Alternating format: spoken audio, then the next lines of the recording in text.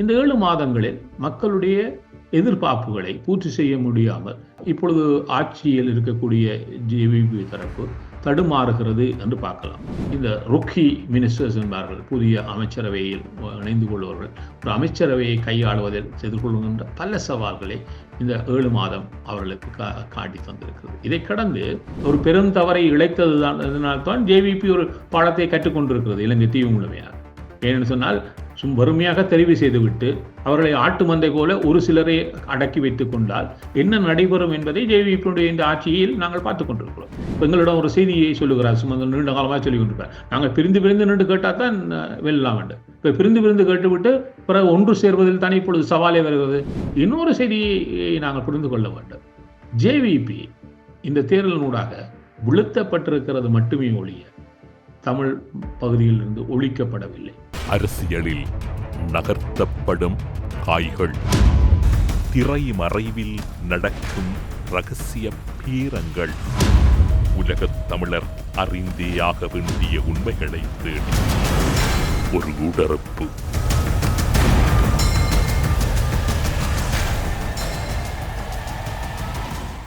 இன்றைய ஊடறுப்பு நிகழ்ச்சியில் கனடாவில் இருக்கும் அரசியல் ஆய்வாளர் நேரு குணரட்னம் அவர்களை இணைத்திருக்கின்றோம். ஊடறுப்பு நிகழ்ச்சியின் சார்பில் உங்களை வரவேற்பதில் மகிழ்ச்சி. வணக்கம். வணக்கம். தமிழின அழிப்பு இடம்பெற்று ஆறா துயரோடு தொடர்ச்சியாக ஈழத்தமிழினம் பயணித்துக் கொண்டிருக்கின்றது. அந்த அனல் மாதத்தினுடைய முக்கியமான காலப்பகுதியாக இம்மாதம் ஈழத்தமிழர்களால், புலம்பெயர்ந்த தமிழர்களால் நினைவு கூறப்படுகின்ற காலப்பகுதியிலே 2 சம்பவங்கள் நடந்தேறி இருக்கின்றன. வடக்கு கிழக்கில் தமக்கான ஆதரவு என்று கூறிய தேசிய மக்கள் சக்தி NPP அரசை அதே மாதத்திலே அந்த மக்கள் ஒரு பதிலை சொல்லி இருக்கின்றார்கள். ஆனாலும் கூட தமிழ் கட்சிகளுக்கும் அதில் ஒரு செய்தி சொல்லப்பட்டிருக்கின்றது. தமிழர்களுடைய வலி சுமந்த இந்த மாதத்தினுடைய 2 சம்பவங்களும் நேரும் எதிருமாக இடம்பெற்றிருக்கின்றது. தமிழர்கள் அந்த வலிகளோடு தொடர்ந்து பயணித்துக் கொண்டிருக்கின்றார்கள். உங்களுடைய அரசியல் நோக்கில் இவை எப்படி இருக்கின்றது? மே மாதம் என்பது வலி சுமந்த மாதத்தினுடைய நினைவு நாட்களை கொண்ட நாள். அதாவது இன அழைப்பு தமிழ் மக்கள் உலகளாவை நினைவு கொள்கின்ற நாட்களுக்கு இப்பொழுது இருக்கிறோம். ஆகவே 16 ஆண்டுகள் கழிந்தாலும் அந்த இன அழிப்பின் வடுக்கள், அதில் நீதி வேண்டிய பயணத்தினுடைய தொடர்ச்சி என்பன தமிழ் மக்களுக்கு பல விடயங்களை தொடர்ச்சியாக சொல்லியே வருகிறது. ஆகவே அதற்கான நீதி பரிகார முயற்சிகள் நாட்டிற்குள்ளும் சரி, நாட்டை கடந்தும் சரி, குலத்திலும் சரி, இன்னும் உறுதியாக முன்னெடுக்கப்பட வேண்டியதனுடைய அவசியத்தை இந்த நாட்கள் தொடர்ச்சியாக வலியுறுத்தி நிற்கின்றன. அதே வேளையில் நீங்கள் சொன்னது போல இலங்கை தீவில் இந்த மாதத்தினுடைய முதல் வாரத்தில் நடைபெற்றிருக்கக்கூடிய இந்த உள்ளூராட்சி மன்ற சபைக்கான தேர்தல்களும் அது தொடர்ச்சியாக எழுக்கக்கூடிய அதிர்வலைகளும் தொடர்ந்த பல செய்திகளை சொல்லிய வண்ணமே இருக்கிறது. குறிப்பாக தமிழ் மக்களை பிரதிநிதித்துவப்படுத்துகிறோம் என்று சொல்லக்கூடிய கட்சிகளுக்கு, அதனுடைய தலைவர்களுக்கும் இந்த தேர்தல் பல செய்திகளை சொல்லி நிற்கிறது. அதேபோல இலங்கை தீவில் இப்பொழுது ஆட்சி கட்டமைப்பில் இருக்கக்கூடிய ஜேவிபியினருக்கும் இந்த தேர்தல் பல செய்திகளை அவர்கள் சார்ந்திருக்கக்கூடிய மக்கள் சார்ந்தும் சொல்லி நிற்கிறது. ஆகவே முதலில் இந்த தேர்தல் என்ன விடயங்களை ஜேவிபிக்கு சொல்லி நிற்கிறது என்ற ஒரு தரவியல் ரீதியான நோக்காக இதை பார்த்தோம் என்று சொன்னால், 3 தேர்தலை இந்த குறுகிய காலத்தில் இலங்கை தீவு சந்தித்திருக்கிறது. முதலில் ஒரு ஜனாதிபதி தேர்தல், பின்னர் ஒரு பாராளுமன்ற தேர்தல், இப்பொழுது உள்ளூராட்சி சபைகளுக்கான தேர்தல்.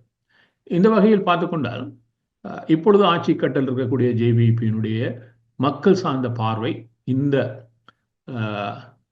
7 மாதங்களுக்கு எவ்வாறு அமைந்திருக்கிறது என்று பார்த்தோம் என்று சொன்னால், இது இலங்கை தீவில் வாழக்கூடிய 3 தேசிய இனங்களையும் உள்ளடக்கியதாக, சிங்கள தேசிய இனம், தமிழ் தேசிய இனம், முஸ்லிம் தேசிய இனம் என்ற 3 பிரதான இனங்களையும் உள்ளடக்கியதாக இலங்கை தீவு முழுமையாக பார்த்தோம் என்று சொன்னால், ஒரு ஜனாதிபதி தேர்தலில் ஒரு 56 லட்சம் வாக்குகளை 42.31% பெற்று 2வது வாக்கு எண்ணிக்கையில் அதனுடைய தலைவர் அனுரகுமார திசாநாயக்க ஜனாதிபதி ஆனது. அதன் பின்னர் சில மாதங்களிலேயே நடைபெற்ற, கடந்த ஆண்டுடைய இறுதிப்பகுதியில் நடைபெற்ற பாராளுமன்ற தேர்தலில் இந்த 56 லட்சம் வாக்குகளை அவர்கள் 68 லட்சம் வாக்குகளாக மாற்றியது. இந்த 68 லட்சம் என்பது அளிக்கப்பட்ட மொத்த வாக்குகளில் 61.56%. அவை 42 இருந்து ஒரு 19% மேற்பட்டதாக அவருடைய வாக்கு எண்ணிக்கை அதிகரித்ததை இந்த பாராளுமன்ற தேர்தலில் பார்த்தோம். அதேவேளை இலங்கை தீவு முழுமையாக அளிக்கப்பட்ட வாக்குகளில் ஒரு வீழ்ச்சியையும் பார்த்தோம். அதாவது ஜனாதிபதி தேர்தலில் 1,33,00,000 மக்களுடைய வாக்குகள் ஏற்றுக்கொள்ளப்பட்ட வாக்குகளாக கருதப்பட்ட பொழுது, பாராளுமன்ற தேர்தலில் அது 1,11,00,000 ஏற்றுக்கொள்ளப்பட்ட வாக்குகளாக மாறியது. அதாவது 77.26% மக்களுடைய வாக்கு கணக்கில் எடுக்கப்படுகின்ற பொழுது ஜனாதிபதி தேர்தலில் அது 63.28 கிட்டத்தட்ட ஒரு 14% வீழ்ச்சியை இந்த 2 தேர்தலுக்கும் இடையே, சில மாதங்களில் நடைபெற்ற தேர்தலுக்கு இடையே நாங்கள் கண்டோம். அதில் பெரும்பான்மையான வாக்குகள் எதிர்க்கட்சிகளுக்கு அளிக்கப்பட்ட வாக்குகள், ஜனாதிபதி தேர்தலில் அளிக்கப்பட்ட வாக்குகள் பாராளுமன்ற தேர்தல் வாக்களிக்காமல் அந்த மக்கள் தவித்துக் கொண்டதை பார்த்தோம். அவை இவ்வாறு ஒரு உச்சத்தை பெற்று 68 லட்சம் வாக்குகளை பெற்றவர்கள் பின்னர் ஒரு 5 மாதங்களின் பின்னர் நடைபெற்றிருக்கக்கூடிய இந்த உள்ளூராட்சி சபை தேர்தலில், சமீபத்தில் நடந்த உள்ளூராட்சி சபை தேர்தலில் அவர்கள் எவ்வாறு மக்கள் அவர்களுடைய ஆதரவை தொடர்ந்தார்களா? இந்த 7 மாதங்களுடைய ஆட்சியை மக்களுடைய கணிப்பில் எவ்வாறு அவர்கள் சார்ந்து வெளிப்பட்டது என்று பார்த்தால், இந்த உள்ளூராட்சி சபை தேர்தலில் ஜேவிபி வெறும் 45 லட்சம் வாக்குகளையே பெற்றிருக்கிறது. அவ்வாறு பார்த்தால் அது அதாவது பாராளுமன்ற தேர்தலில் எடுத்த வாக்குகளும் பார்க்க 23,50,000 வாக்குகளை அது இந்த தேர்தலில் பெறவில்லை. ஆகவே அது ஒரு பெரும் எண்ணிக்கையிலான ஒரு வீழ்ச்சி. மீண்டும் அதாவது ஜனாதிபதி தேர்தல் போன்று இப்பொழுதும் 43.26% வாக்குகளையே அவர்கள் அளிக்கப்பட்ட வாக்குகளில் பெற்றிருக்கிறார்கள். இது ஒரு செய்தியை சொல்லுகிறது. இலங்கை தீவு முழுமையாக மக்கள் இவர்கள் மீது கொண்டிருக்கக்கூடிய நம்பிக்கையில் ஒரு பெரும் வீழ்ச்சியை அது வெளிப்படுத்துகிறது. ஆகவே ஜேவிபிக்கு 3 இன மக்களிடமிருந்து ஒரு தெளிவான செய்தி. அதை கடந்து மக்களாக இலங்கை தீவில் வாழக்கூடிய மக்கள் ஆட்சி கட்டில் இருப்பவர்கள் மீது குறுகிய காலத்தில் ஒரு அதிக விசனத்தை வெளிப்படுத்துவது, அது அவருடைய நம்பிக்கையை இழந்திருப்பதை இந்த தேர்தல் சொல்லி நிற்கிறது. இதேவேளை இலங்கை தீவில் இருக்கக்கூடிய, அதாவது சிங்கள தேசத்தில் இருக்கக்கூடிய ஏனைய எதிர்கட்சிகள் எவ்வாறு இதில் பார்த்தார்னு சொன்னால், கடந்த பாராளுமன்ற தேர்தலில் 19,68,000 வாக்குகளை பெற்ற சஜித் சாந்த அணி இப்பொழுது 22,58,000 சென்றிருக்கிறது. அவர் 3% அதிகரிப்பை அவருடைய வாக்கு வங்கியில் காணக்கூடியதாக இருக்கிறது. இது சஜித் அணி மீதான ஒரு பெரும் மாற்றத்தை வெளிப்படுத்தாவிட்டாலும் சற்று அதிகரிப்பை மட்டும்தான் காட்டுகிறது. அதே போன்று 3வது பிரதான கட்சியாக, என்ன யுஎன்பி இப்பொழுது ஒரு கட்சி நிலைமையே இழந்து விட்டிருக்கக்கூடிய சூழலில் 3வது பெரும்பான்மை கட்சியாக இருக்கக்கூடிய பொதுஜன பெருமன, அதாவது மொட்டு கட்சி, மஹிந்தாவுடைய கட்சி, இப்பொழுது தன்னுடைய வாக்கு வங்கியை இந்த தேர்தலில், அவருடைய பாராளுமன்ற தேர்தலுமாக இருந்தால், ஜனாதிபதி தேர்தலாக இருந்தாலும் சரி, பாராளுமன்ற தேர்தலாக இருந்தாலும் சரி, அவருடைய வாக்கு வங்கி எதுவுமே அதிகரிக்கவில்லை. 3,50,000 நின்று கொண்டது. ஆனால் இப்பொழுது அது 9,54,000 காட்டுகிறது. ஒரு 6 லட்சம் வாக்குகள் மேலதிகமாக அவர்கள் பெற்றிருக்கிறார்கள். இது பெரும் வளர்ச்சியை காட்டாவிட்டாலும் ஒரு மாற்றத்தை காட்டுகிறது. அதாவது 3% இருந்தவர்கள் இப்பொழுது 9%, 6% அதிகரிப்பை அவரிடம் காட்டுகிறது. இது ஒன்றை சொல்லி நிற்கிறது என்று சொன்னால், ஜேவிபி மீது மக்கள் அதிருப்தி கொண்டிருக்கிறார்கள். அந்த அதிருப்திக்கு, அதாவது ஜேவிபிக்கு ஒரு செய்தியாக தங்களுடைய வாக்குகளை ஒரு பகுதியினர் எதிர்கட்சிகளுக்கு அளித்திருக்கிறார்கள். அதில் ஒரு பகுதியினர் அவர்களிடம் மீண்டும் சென்றவர்களாக பார்க்கலாம். இன்னொரு பகுதியினர் தங்களுடைய எதிர்ப்பை, தங்களுடைய அதிருப்தியை ஜேவிபிக்கு வெளிப்படுத்தும் மூலமாக இந்த சிங்கள கட்சிகளுக்கு வாக்களித்தவர்களாக நாங்கள் பார்க்கலாம். ஒரு செய்தி சொல்லப்படுகிறது. இந்த 7 மாதங்களில் மக்களுடைய எதிர்பார்ப்புகளை பூர்த்தி செய்ய முடியாமல் இப்பொழுது ஆட்சியில் இருக்கக்கூடிய ஜேவிபி தரப்பு தடுமாறுகிறது என்று பார்க்கலாம். அதே போல நான் முன்னர் சொன்னது போல இந்த தேர்தலில் வாக்களிப்பு சதவீதம் மிக குறைவாக இருக்கும் என்று பார்த்த பொழுது 1,33,000, 1,33,00,000 வாக்குகள் ஜனாதிபதி தேர்தல், 1,11,00,000 பாராளுமன்ற தேர்தல். இந்த முறை அது 1 கோடிக்கு குறைந்திருக்கிறது. 60% குறைந்தவர்களே வாக்களித்திருக்கிறார்கள். இவையெல்லாம் சொல்லக்கூடிய செய்தி என்னென்று சொன்னால், மக்கள் இந்த தேர்தல் மீது நம்பிக்கை வைப்பதும் அதற்கான வாக்களிப்பை செலுத்துவதிலும் தொடர்ச்சியாக, இந்த 3 தேர்தலுக்கும் இவ்வாறான வாக்குப்பதிவினுடைய வீதம் கடந்த காலங்களும் வேறுபட்டிருக்கிறது என்றதை ஏற்றுக்கொண்டாலும், இந்த மக்கள் நம்பிக்கை இந்த அரசியல் வட்டாரங்களில் தொடர்ந்து விளக்கப்படுவதற்கான ஒரு செய்தியை நாங்கள் இங்கே தெளிவாக பார்க்கக்கூடியதாக இருக்கிறது. ஆகவே ஒரு விடயம் இருக்கிறது, ஜேவிபியினுடைய ஆட்சியில் என்ன சவால்களை மக்கள் எதிர்கொள்கிறார்கள். ஜேவிபி 3/2 பெரும்பான்மையை பாராளுமன்றத்தில் கொண்டிருக்கிறது. இப்பொழுது இருக்கக்கூடிய பாராளுமன்ற உறுப்பினர்கள் பெரும்பான்மையானவர்கள் இதற்கு முன்னர் ஜேவிபியினுடைய உள்ளூராட்சி சபை உறுப்பினர்களாக இருந்தவர்கள். 100க்கும் மேற்பட்டவர்கள் உள்ளூராட்சி சபை உறுப்பினராக இருந்தவர்கள் இப்பொழுது பாராளுமன்ற உறுப்பினராக மாற்றப்பட்டிருக்கிறார்கள். அவர்கள் உள்ளூராட்சி சபை உறுப்பினராக இருந்த பொழுதும் அவர்கள் ஒரு ஆட்சி கட்டமைப்பில், அதாவது உள்ளூராட்சி சபைகளை ஆட்சி செய்தவர்களாக இருக்கவில்லை. எதிர்கட்சி ஒரு வரிசையில் வறுமையாக இருந்து கருத்துக்களை தெரிவித்தவர்களாக இருந்தவர்கள் இப்பொழுது ஒரு ஆட்சி அதிகாரத்தை கொண்டவர்களாக, கையில் கொண்டவர்களாக மாற்றப்படுகின்ற பொழுது அதை எவ்வாறு ஒரு ஆட்சி கட்டில் இருந்து கொண்டு அதை மக்கள் சார்ந்த செயற்பாடுகளாக என்ற பொறுப்பில் உள்ளவர்களாக இப்பொழுது அவர்கள் மாற்றப்பட்டிருக்கிறார்கள். இந்த விடயத்தில் பாராளுமன்ற உறுப்பினர்கள் பெரும் சவாலை எதிர்கொள்வதை அந்த கட்சியில் பார்க்கலாம். இதை கடந்து அமைச்சு பதவிகளை அவர்கள் ஒரு குறுகிய காலத்தில் 2004 கொண்டிருந்தாலும் ஒரு அமைச்சை, ஒரு ஆட்சியை, ஒரு அரசை கொண்டவர்களாக இருந்து கொண்டு அவற்றை முழுமையாக நகர்த்துவதில் அவர்கள் எதிர்கொண்ட சவால்களையும் பார்க்கக்கூடியதாக இருக்கிறது.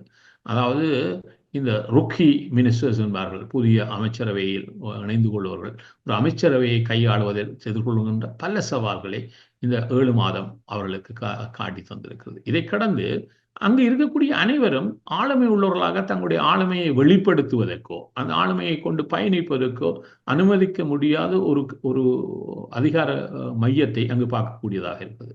ஒருவர் இருவர் அதிகம் பேசுபவர்களாக, அவர்களே அந்த இதை நகர்த்துவர்களாக பார்க்கக்கூடியதாக இருக்குது. இந்த 7 மாதங்களில் பாராளுமன்றத்தில் விரல் விட்டு அடையாளம் காணக்கூடிய ஜேவிபி பாராளுமன்ற உறுப்பினர், இவர் பேசினார் சிறப்பாக இருந்தது, இவர் பல விடயங்களை சொல்லுகிறார் என்று ஒருவரை கூட அடையாளம் காட்ட முடியாமல் இருக்கிறது. அவர்கள் பாராளுமன்றத்தில் பேசுகிறார்களா என்று கூட வெளியிலிருந்து சிந்திக்க தோன்றுகின்ற அளவில் தான் அந்த பாராளுமன்ற உறுப்பினருடைய செயற்பாடு பாராளுமன்றத்தில் இருக்கிறது. சரி, அமைச்சர்கள் தங்களுடைய விடயங்கள் சம்பந்தமாக ஊடகங்களை தொடர்ச்சியாக சந்திக்கிறார்கள், பல விடயங்களை விளக்கப்படுத்துகிறார்கள், தங்களுடைய அமைச்சு சார்ந்து என்று வைத்துக் கொண்டாலும் அதுவும் பெருமளவில் நடைபெறுவதாக தெரியவில்லை. ஆகவே ஜேவிபி என்கின்ற கட்டமைப்பு உருவாக்கி இருக்கக்கூடிய தன்னுடைய முறை சார்ந்த கட்டமைப்பு ஒரு ஆட்சி அதிகார மையத்துக்கு வருகின்ற பொழுது அதை பரவலாக்கி தன்னுடைய இதை வெளிப்படுத்த முடியாததாக அது பல சிக்கலை எதிர்கொள்வதும், அது மக்கள் சார்ந்த வெறுப்புகளை நிறைவேற்றுவதில் தவறுவதும், அவர்கள் மக்களுக்கு வழங்கிய வாக்குறுதிகளையே முன்னெடுப்பதில் எதிர்கொள்கின்ற சவால்கள் என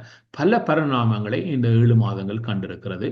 அதனுடைய வெளிப்பாடை மிக விரைவாகவே மக்கள் தெளிவாக முன்னிறுத்தி இருக்கிறார்கள் என்பதாக இந்த உள்ளூராட்சி சபை தேர்தலை அவர்கள் சார்ந்து நாங்கள் பார்க்கக்கூடியதாக இருக்கிறது.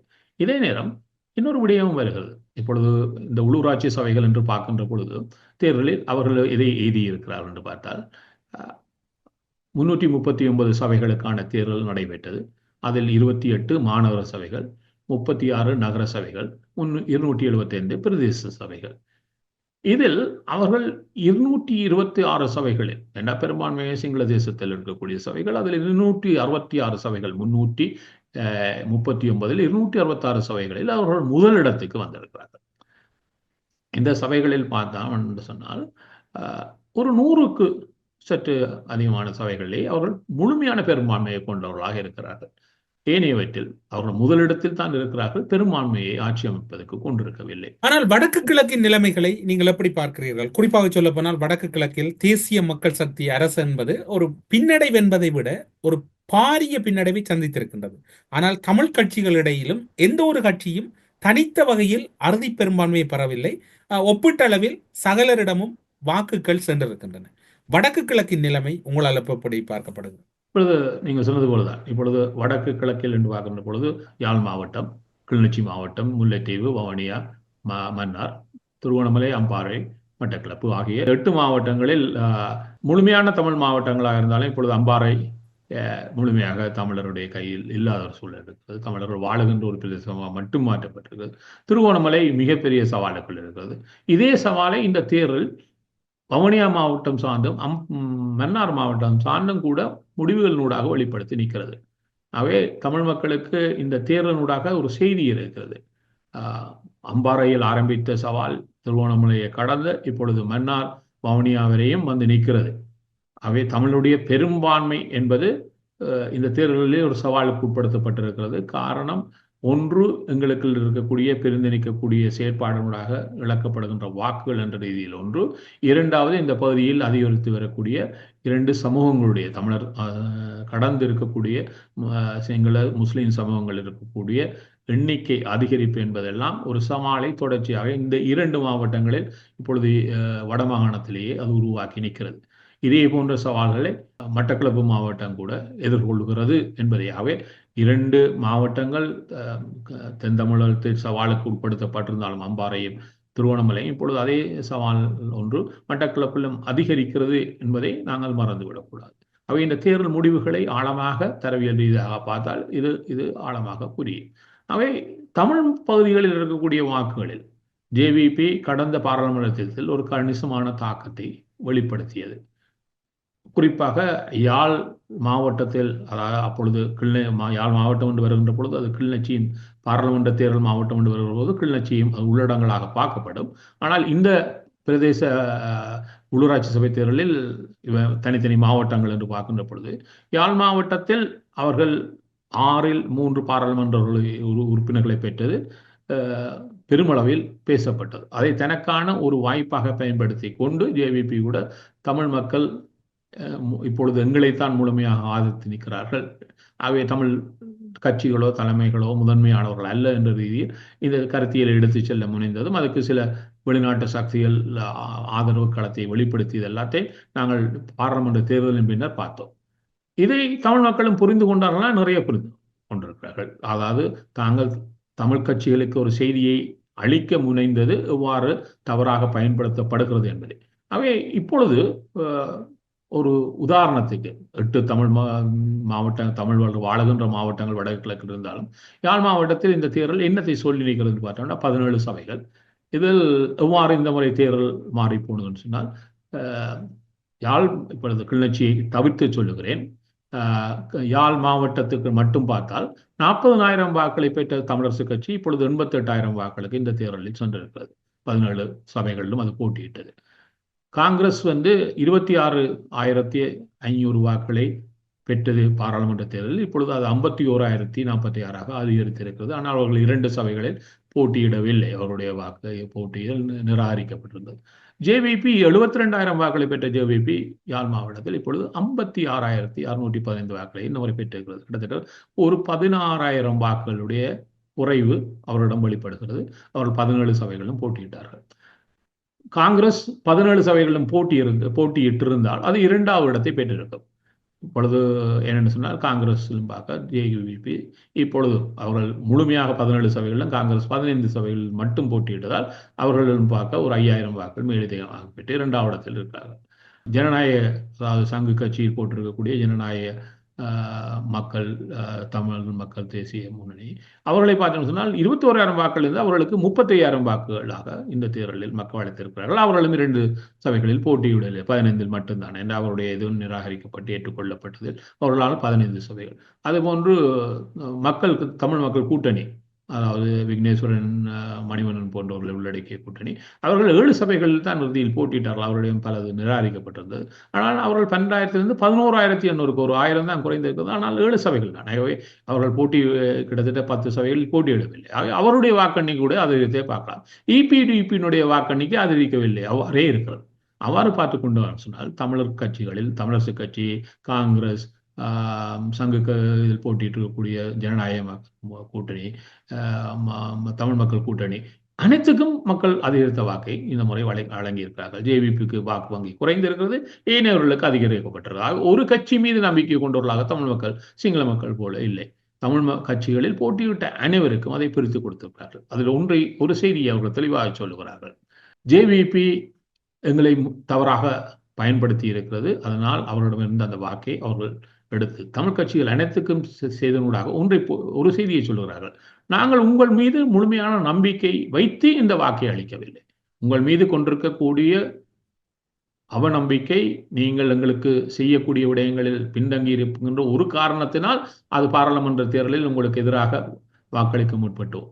அவர் செய்தியை உங்களுக்கு சொல்ல பார்த்தோம், ஆனால் அது தவறாகிறது இனம் சார்ந்து என்கின்ற ஒரு காரணத்தினால் மீண்டும் தமிழ் கட்சிகளுக்கு அந்த வாக்கை பிரித்து போட்டுவதனூடாக திருப்பியும் சொல்லுகிறார்கள். உங்கள் பணி இப்பொழுது வழங்கக்கூடிய இந்த 2வது சந்தர்ப்பத்தை பயன்படுத்தியாவது, நீங்கள் புரிதலுடன் உட்படுத்தியாவது இந்த மாற்றத்தை இதற்கு பின்னரான காலத்தில் வெளிப்படுத்துவீர்கள் என்ற நம்பிக்கையில் அந்த மக்கள் தமிழ் கட்சிகளுக்கு மீண்டும் வாக்களித்திருக்கிறார்கள். இன்னொரு செய்தியை நாங்கள் புரிந்து கொள்ள வேண்டும்.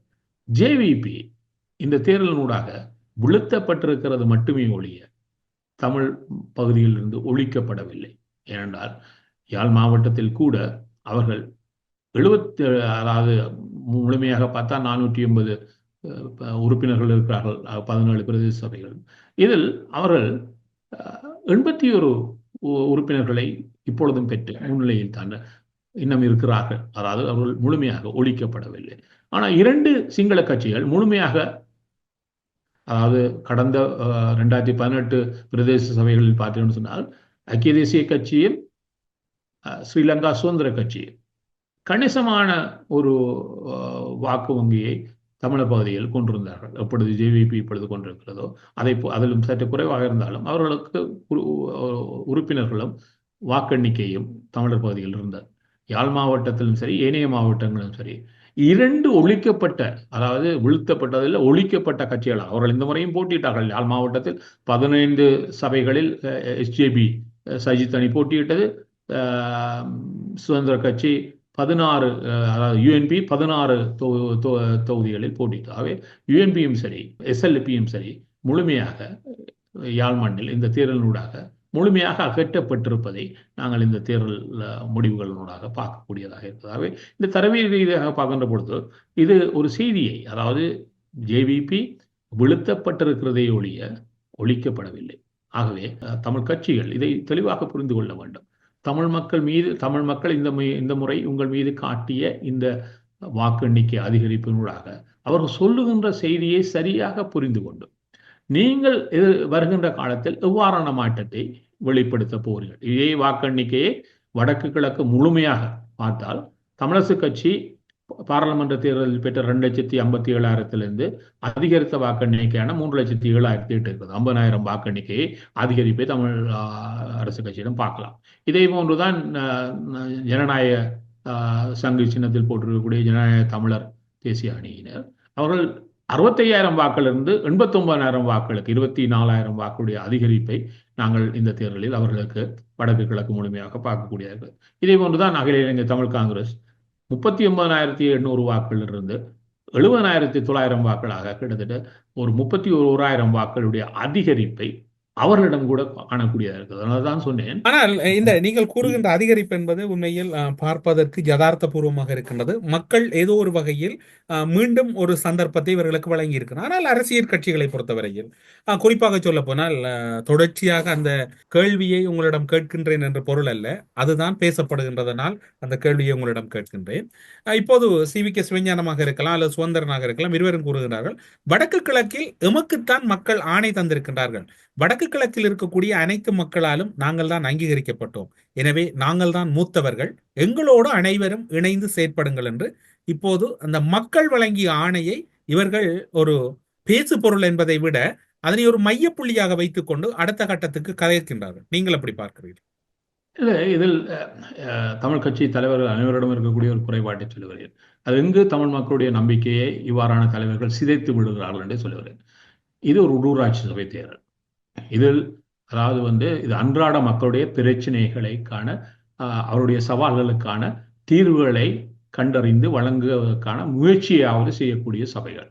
ஆகவே அவற்றை மட்டும், அதாவது ஒரு நாங்கள் தமிழர்களுடைய விவகாரத்தை கையாண்ட பொழுது 2 விடயங்கள் முதன்மையாக பேசப்படும். முதலில் பேசப்படுவது மக்களுடைய அன்றாட சவால்களுக்கான பிரச்சனைகளுக்கான தீர்வுகள், அது முதலில் பேசப்படும். இதையாவது தருகிறார்கள் என்று பார்ப்பது. அதுக்கு பின்னர் நிரந்தர தீர்வுகளுக்கான விடயங்களுக்கு செல்வது. அவை நிரந்தர விடயங்களுக்கான தீர்வு என்பதை இலங்கையினுடைய அரசியல் மட்டத்தில், கொழும்பில் இருக்கக்கூடிய அரசியல் மட்டத்தில் சார்ந்திருக்கக்கூடிய விடயங்கள். அவற்றுக்கும் ஒரு உள்ளூராட்சி சபைகளுக்கும் எந்தவித சம்பந்தத்தையும் நாங்கள் விட்டுவிடக்கூடாது. ஆகவே நாங்கள் பேசுகின்ற பொழுது பல விடயங்களை ஒன்றுடன் ஒன்று சேர்த்து குழப்புகிறோம். இப்பொழுது யாழ் மாநகர சபைக்கு வாழக்கூடிய மக்களுக்கான தீர்வுகளை வழங்கக்கூடிய அந்த மாநகர சபைக்கான தெரிவுகளும் ஒரு பிரதேச சபைக்கான தெரிவுகளும் வேறுபடும். ஒரு மாவட்டத்துக்குள்ளேயே ஒரு பகுதிக்கான மக்களுக்கான தேவைகளை வழங்க வேண்டிய சபைக்கான முதல் தெரிவுகளும் இன்னொரு சபைக்கான தெரிவுகளும் மாறப்படும். அதே போன்றுதான் அவை இன்னொரு விதத்தில் பார்த்து கொண்டால் மாவட்டத்துக்கு மாவட்டத்தும் இருக்கக்கூடிய பிரதேச சபைகள் சார்ந்திருக்கக்கூடிய மக்களுக்கான தேவைகள் வேறுபடுகிறது. ஆகவே இங்கு என்ன முதன்மைப்படுத்தப்பட வேண்டும் என்று சொன்னால், எவ்வாறு தமிழ் கட்சிகள் இப்பொழுது என்னன்னு சொன்னால் வெறும் 3 சபைகள் தான் தமிழர் சார்ந்து இருக்கக்கூடிய, அதாவது வடகிழக்கில் 78 சபைகள் இருக்கிறது. இந்த 78 சபைகள் பார்த்தீங்கன்னா 3 சபைகளில் தான் முழுமையான ஆட்சியை ஒரு கட்சி அமைக்கக்கூடிய சூழல் இருக்குது. அதாவது கிளர்ச்சி மாவட்டத்தில் கரைச்சியும், திருவண்ணாமலை மாவட்டத்தில் வெறுகலும், மண்முனை மேற்கு மட்டக்களப்பு மாவட்டத்தில் தான் ஒரு கட்சியினால், தமிழர் கட்சியினால் முழுமையான ஆட்சியை தாங்களாக தனித்துவமாக அமைக்க முடியும். அதே போன்று 3 சபைகளில் மட்டும்தான் அவர்கள் சமநிலையில் இருக்கிறார். அவர்களுக்கு இந்த 3 சபைகளிலும் மேலதிகமாக இன்னொரு உறுப்பினர் தேவைப்படுகிறார், அவர்களுக்கு பெரும்பான்மையை கொண்டிருப்பதற்கு. அது பூநகரி பிரதேச சபை கிளிநொச்சியாக இருந்தாலும் சரி, புதுக்கோட்டை பிரதேச சபை முல்லைத்தீவாக இருந்தாலும் சரி, போரைத்தீவு பெற்று மட்டக்களப்பாக இருந்தாலும் சரி, இந்த 3லும் மேலதிகமாக ஒரு உறுப்பினர் தேவைப்படுகிறார். ஏனைய அனைத்திலும் ஒருவரிடம் பெரும்பான்மை கிடையாது.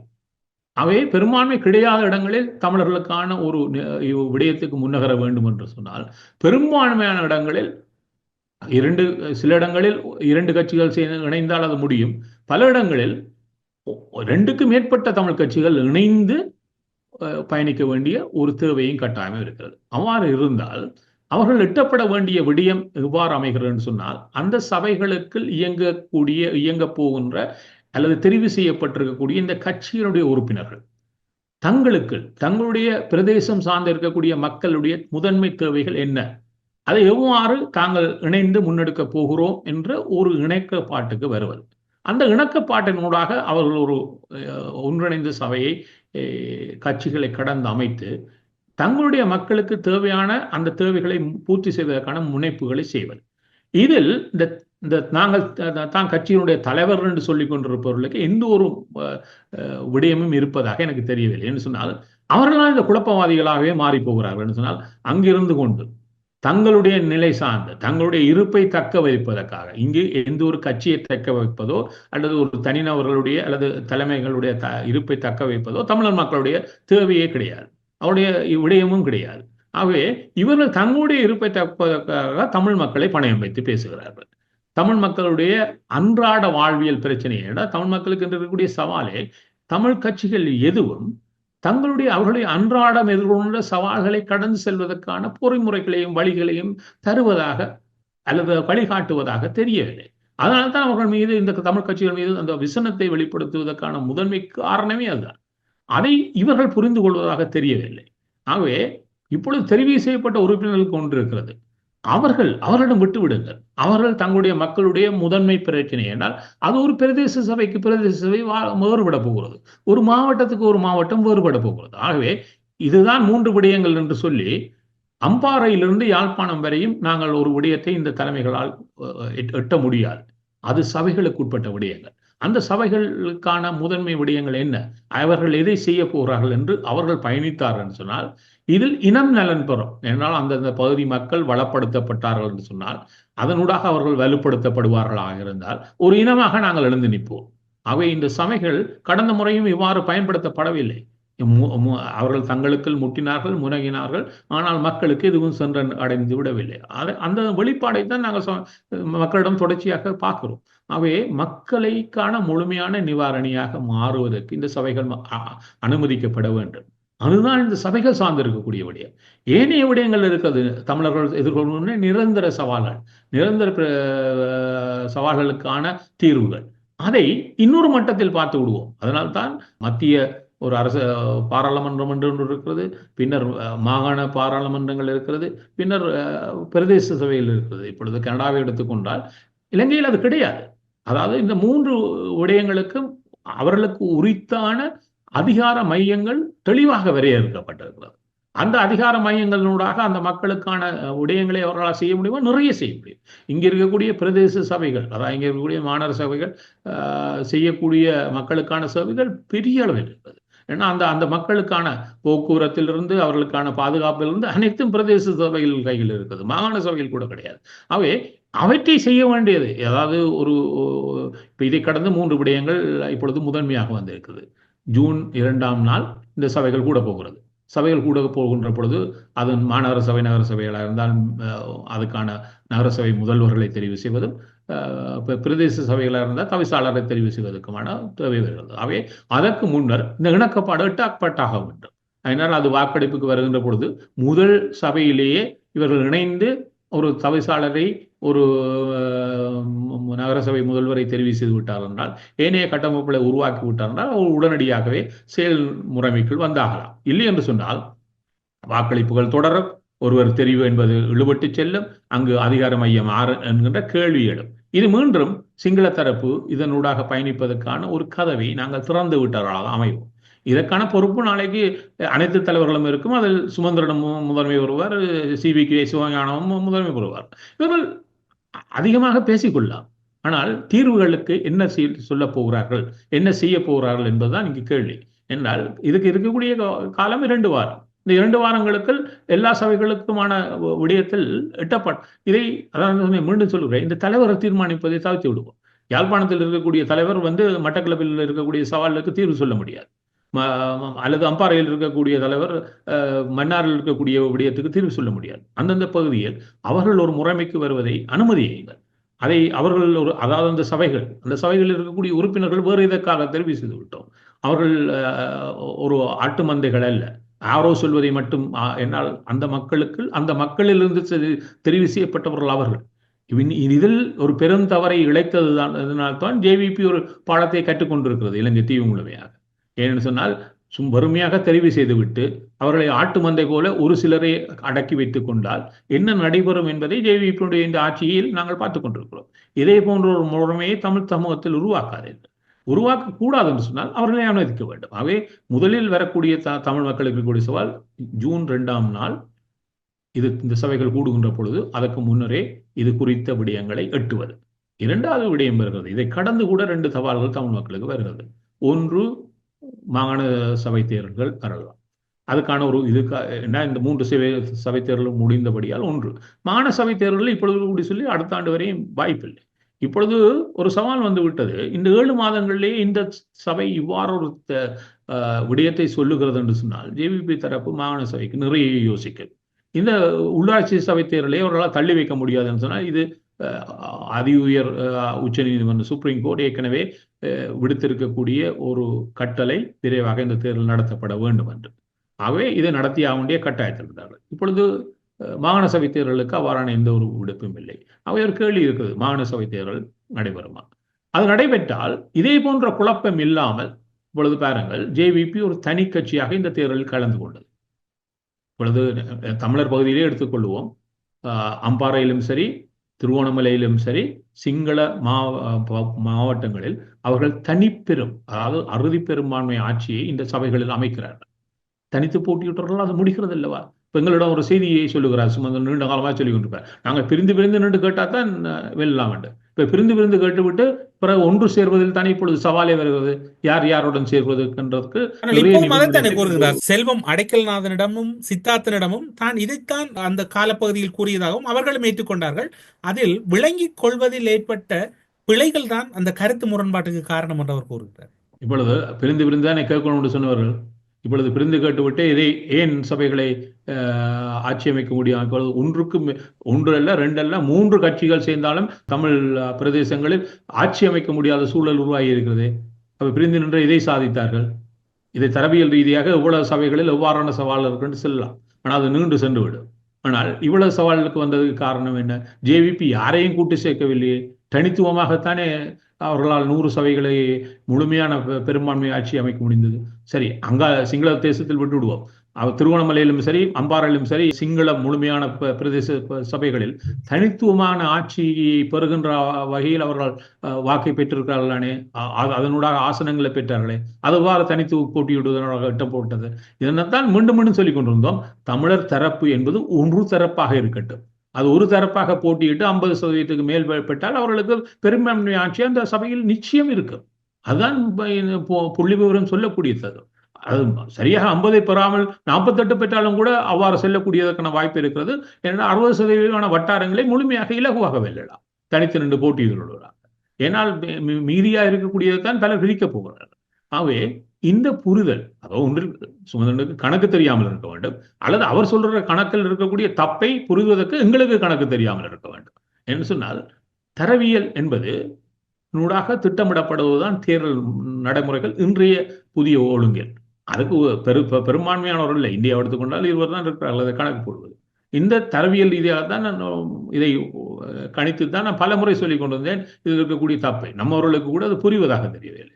இப்பொழுதும் அதனால் தான் தரவியல் ரீதியாக பல விடயத்தை சொல்லி காட்டினேன் என்று சொன்னால், தரவியல் ரீதியாக இடப்படுகின்ற கணக்கினூடாக பல விடயங்களை நாங்கள் முன்கூட்டியே தீர்மானிக்க முடியும்.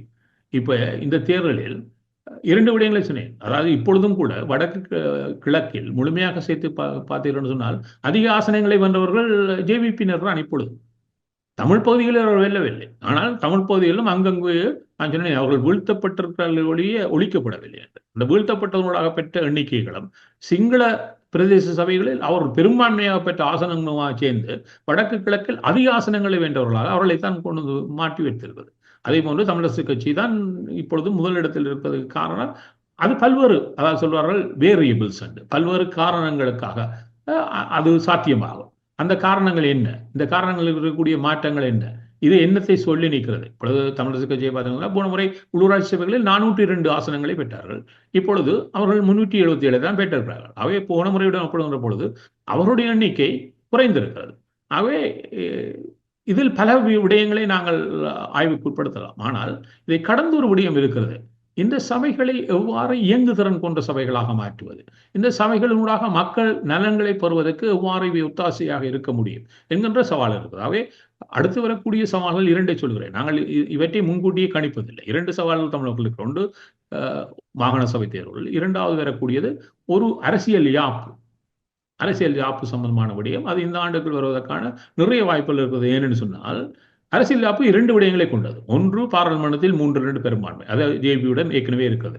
அது எப்பொழுதும் என்றாலும் கடந்த 5 வருடத்தில் எப்பொழுது விரும்பினாலும் அவர்கள் அதனால் அதை அந்த இலக்கை எட்ட முடியும் என்றால் அந்த 3/2 அவரிடமே இருக்க போகிறது. ஆனால் 50% வாக்குகள், ஒரு சர்வசன வாக்கெடுப்பை நடத்தி 50% பிளஸ் 1 மேலதிகமாக ஒரு வாக்கை பெற வேண்டும். இப்பொழுது பாராளுமன்ற தேர்தலில் அவர்கள் 60% கடந்து பெற்றிருந்தார்கள், அதை சொல்லியிருந்தேன் ஏற்கனவே. ஆனால் இப்பொழுது அது 43% மீண்டும் குறைந்து விட்டது. ஆகவே தனித்துவமாக அவர்கள் அந்த 50% பெற முடியாது. ஆகவே ஏனையவர்கள் எதிர்த்து நின்றால் அவர்கள் கொண்டு வரக்கூடிய ஒரு புதிய அரசியல் யாப்பு சர்வசன வாக்கெடுப்பில் தோற்கடிக்கப்படும். இப்பொழுது அந்த எச்சரிக்கை அவர்களுக்கு இதனூடாக விடுக்கப்பட்டிருக்கிறது. ஆகவே இப்பொழுது ஒரு சவால் வருகிறது. இது காலத்தை நீடித்து செல்ல செல்ல அவர்கள் மீதான நம்பிக்கையினம் அதிகரிக்கும். ஆகவே அவர்கள் கொண்டக்கூடிய எதிர்க்கும் மக்களுடைய எதிர்வினை அதிகரிக்கும். ஆனால் அவ்வாறான சவாலில் அவர்கள் விரைவாக ஒரு அரசியல் யாப்புக்கு முனைந்தால் அதற்கு ஆனால் என்ன முன்னேற்பாடுகளை இதை எதிர்கொள்வதற்கு தமிழ் சமூகம் என்ன முன்னெடுப்பாடுகளை செய்ய போறது? இந்த அரசியல் கட்சிகள் செய்யும் என்பதை கடந்து கேட்கிறேன். தமிழ் சமூகமாக அதில் இவர்களுக்கு ஒரு பங்கு இருக்கிறது. இவர்களுக்கும் ஒரு பங்கு தான் என்று சொல்லுகிறேன். இவர்களுக்கு மட்டும் பங்கு இருப்பதாக சொல்லவில்லை. ஆகவே இவர்களுக்கு ஒரு பங்கு இருக்கு என்று சொன்னால் என்னென்ன விடயங்களை இந்த 2 விடயங்களுக்கு நாங்கள் முன்கூட்டியே தயாரிக்க வேண்டும். ஒன்று இருக்கிறது, 2ஆம் தேதி ஜூன் 2ஆம் தேதி நடப்பதற்கு இவர்கள் எட்டப்பட வேண்டிய இலக்குகள். இப்ப தமிழர் சமூகத்திடம் இவற்றை கண்காணித்து நெறிப்படுத்துவதற்கான ஒரு ஆலோசனை குழு, ஒரு திங்க் டேங்க் இருந்திருந்தால் நாங்கள் இந்த ஒவ்வொரு சபைகளுக்குமாக என்னென்ன விடயங்களை முதன்மைப்படுத்தி அவைகள் இயங்க வேண்டும் என்கின்ற ஒன்றை கொடுத்து அதனூடாக இவர்களை ஒரு குடைக்குள் ஒவ்வொரு சபை சார்ந்தும் இணைத்து விட்டிருக்கலாம். அது தமிழ் சமூகம் இல்லாமல் இருப்பது. இந்த கட்சிகள் தாங்களாக அதை எட்ட முடியாமல் இருக்கிறார்கள் என்பதைத்தான் இவர்கள் சொல்லுகின்ற கருத்துக்களும் தொடர்ந்து வெளிப்படுத்துகிறது. இன்னொரு விதத்தில் பார்த்தால் இதே போன்றுதான் இப்பொழுது ஒரு புதிய அரசியல் யாப்பு வருமாக இருந்தால் அதை எதிர்கொள்வதற்கு தமிழர்கள் எவ்வாறு தயாராகலாம்? ஒன்று, தமிழர்களுக்கு என்ன தேவை என்பதை வறுமையாக ABCD என்று எழுதுவிட்டு இதுதான் வேண்டும் என்று சொல்வது வாய்ப்பில்லை. அதை எவ்வாறு இருந்தால் இடைக்கால நிர்வாக சபைக்காக விடுதலை புலிகளால் உருவாக்கப்பட்ட உலகில் அனைவரும் அழைத்து வந்து வரப்பட்டு ஒரு யாப்பு தயாரிக்கப்பட்டது. அதற்காக அது ஒரு சட்ட மூலமான அரசியல் யாப்பாகவே அது தயாரிக்கப்பட்டது, வரும் கோதாக எழுதப்படவில்லை. அதுபோன்ற ஒன்றை விரைவாக தமிழர்களுக்கு தேவையான விடயங்களை உள்ளடக்கி ஒரு யாப்பு, ஏற்கனவே அந்த யாப்பை மேலதிகமாக மெருகூட்டினாமே, இடைக்கால நிர்வாக சபையை ஒரு நிரந்தர தீர்வை நோக்கி மெருகூட்டினாலே அது விரைவாக பூர்த்தி செய்ய முடியும். அவ்வாறு ஒன்றை முடித்து அதை நாங்கள் தமிழ் மக்கள் சார்ந்து மக்களாக இணைத்து, எல்லாரையும் கட்சிகளை கடந்து தமிழ் மக்களாக இணைத்து ஒவ்வொரு மாவட்டமாக மக்களை இணைத்து கூட்டங்களினூடாக ஒரு பெரும் ஒன்று கூடலூடாக மக்கள் ஏற்றுக்கொண்ட விடயமாக அதை மாற்றுவோமாக இருந்தால் ஒன்று. இரண்டாவது, பின்னர் இந்த மாவட்டங்களிலிருந்து தெரிவு செய்யப்படக்கூடிய இளையவர்கள் இருந்தாக வேண்டும், பெண்கள் இருந்தாக வேண்டும், கல்வி சமூகம் இருந்தாக வேண்டும், சிவில் சமூகம் இருந்தாக வேண்டும், மத சார்ந்தவர்கள் இருந்தால் அனைவரையும் கொண்ட ஒரு ஒரு கட்டமைப்பாக இந்த மாவட்ட ரீதியாக இதை உருவாக்குவதனூடாக மாவட்ட ரீதியாக இருக்கக்கூடிய தமிழர்கள் கட்சிகளை கடந்து ஒரு தேசிய சமூகமாக இணைக்கப்படுவார்கள். பின்னர் இவ்வாறு மாவட்டங்கள் ரீதியாக இணைக்கப்படுகின்ற சமூகம் ஒரு இடத்தில் ஒரு பெரும் ஒன்று கூடலோடாக இணைக்கப்பட்டு இதில் வெளிநாட்டு தூதுவர்கள், வெளிநாட்டில் இருக்கக்கூடிய தமிழர்கள், இவர்கள் அனைவரும் கொண்டு ஒரு பெரும் சபையினூடாக இது ஒரு தமிழருடைய விருப்பாக வெளிப்படுத்தப்படுமாக இருந்தால் கொழும்பு ஆட்சி மையத்துக்கு ஒரு பெரும் சவாலை தமிழ் மக்கள் சார்ந்து உருவாக்க முடியும். அவர்கள் உருவாக்கக்கூடிய எந்த ஒரு விடயமும் அவர்களை கடந்து, இப்பொழுது நாங்கள் பாராளுமன்றத்தில் 10 உறுப்பினர்களை எதிர்க்க வேண்டும் என்று சொல்லப்படுகின்ற கருத்துக்கள் எல்லாம் சிறிய வட்டத்துகளிலிருந்து விடும். வரக்கூடிய வெளிநாட்டவர்களுக்கும், வெளிநாட்டு தூதர்களுக்கும், வெளிநாட்டு அரசுகளுக்கும் தமிழர் சார்ந்து இருக்கக்கூடிய விவகாரத்தில் எது நடந்தாக வேண்டும் என்பதை சொல்லுவதாக தமிழர் சார்ந்து இருக்கும். இது ஒரு வரக்கூடிய சபைக்கு முன்னர் கூட்டியே நாங்கள் உருவாக்கக்கூடிய, ஏன்னால் நாங்கள் எப்பொழுதும் வந்தபின் காப்போன்களாக எதிர்வினையாற்றுவர்களாக இருக்கிறோம். அதாவது நாங்களாக ஒரு நேர்மறையான, அதாவது எங்களுக்கு சார்ந்த விடயங்களை முன்னகர்த்துகின்ற ஒரு பொறிமுறையை உருவாக்க முடியாதவர்களாக இருக்கிறோம். இது ஆபத்தானது. இதே போன்றுதான் ஒரு மாகாண சபை தேர்தல் ஒன்று வருமாக இருந்தால் அந்த சபை தேர்தலில் இப்படி தமிழர்கள் பிரியாமல் ஊரணியாக உச்சமான ஒரு பெறுவர்களை பெற்று அவர்கள் தங்களுடைய இதை உலகம் சொல்லக்கூடிய வகையில் வெளிப்படுத்தி தங்களுக்கு தேவையானதை நடைமுறைப்படுத்தி நகரக்கூடியவர்களாக இப்பொழுது ஒன்று இருக்கிறது. அரசியலமைப்பு முதல்வருமாக இருந்தால் அதில் என்ன இருக்கிறதோ அதுதான் பின்னர் நடைபெறும். அவை மாநசபை தேர்தல் 13ஆம் திருத்தச் சட்டம் எல்லாம் இல்லாமல் போய்விடும். என்று சொன்னால் இப்பொழுது வரக்கூடிய யாப்பு எல்லாத்தையும் உள்ளடக்கிய ஒரு முழுமையான வடிவமாகத்தான் பின்னர் அதில் உருவாக்கப்படுகின்ற மாற்றங்கள் தான் திருத்தச் சட்டங்களாக பின்னர் வரும். அவை திருத்தச் சட்டங்கள் எல்லாம் இணைக்கப்பட்ட ஒன்று. ஆக இணைக்கப்படுகின்ற ஒரு புதிய யாப்பில் எது இப்பொழுது இருப்பதெல்லாம் எவ்வாறு எதிர்காலத்தில் இருக்க போகின்ற ஒரு பெரிய கேள்வி கூட இருக்கிறது. கூடரப்பு நிகழ்ச்சியில் இணைந்து கொண்டு உள்ளூராட்சி சபை தேர்தலின் பின்னர் தமிழ் மக்கள் கொடுத்திருக்கக்கூடிய ஆணையும் அவர்களுடைய முக்கியமான செய்தியும் என்னவாக இருக்கின்றன, தமிழ் தலைமைகள் தங்களை எப்படி தகவமைத்துக் கொள்ள வேண்டும் என்கின்ற மிக முக்கியமான கருத்துக்களை பகிர்ந்து கொண்டமைக்காக சிறப்பு நன்றிகளோடு உங்களிடம் விடைபெற்றுக் கொள்கிறோம். நன்றி, வணக்கம். நன்றி, வணக்கம். அரசியலில் நகர்த்தப்படும் காய்கள், திரைமறைவில் நடக்கும் இரகசிய பீரங்கள், உலகத் தமிழர் அறிந்தேயாக வேண்டிய உண்மைகளை தேடி ஒரு உடறுப்பு.